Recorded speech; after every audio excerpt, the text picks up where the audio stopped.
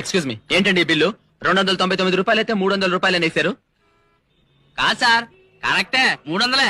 ఏంటా నువ్వు రూపాయలకే సరిగ్గా చూడలేని వాడివి, ఇంత పెద్ద బిజినెస్ ఏం చూసుకుంటావా నువ్వు? ఏంటి నేను లెక్క తప్పేశానా? అవును. అందులోనూ ఓన్లీ 1 రూపీ. Yes. ఇంపాసిబుల్. అసలు నీకు లెక్కలేరావని నిరూపిస్తే బిల్లు వదులుకుంటావా?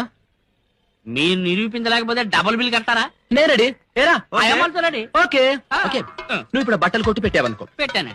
నీ షాప్ కు 3 వ్యక్తులు వచ్చారనుకో. వచ్చారు. ఓకే, 3 వ్యక్తులు తలో 10 రూపాయలు వేసుకుని 30 రూపాయలు పెట్టి 3 హ్యాండ్ కర్చీఫ్స్ కొన్నారు. కొన్నారండి. వాళ్ళు 3 హ్యాండ్ కర్చీఫ్స్ కొన్నారు కదా అని నువ్వు 5 రూపాయలు తగ్గించావు. నేను ఎప్పుడు అంతేనండి. Very good very good. అప్పుడు మీ కుర్రాడు తీసుకెళ్లి 5 రూపాయలు వాళ్ళకి వెనక్కి ఇచ్చాడు. వాళ్ళు సంతోషించి కుర్రాడికి 2 రూపాయలు టిప్ ఇచ్చి మిగిలిన 3 రూపాయల్లో తలా 1 రూపాయి తీసేసుకున్నారు. తీసేసుకున్నారు. క్లియర్? ఓకే, ఇప్పుడు ఒక్కొక్క వ్యక్తికి ఒక్కొక్క హ్యాండ్ కర్చీఫ్ ఎంత పడింది?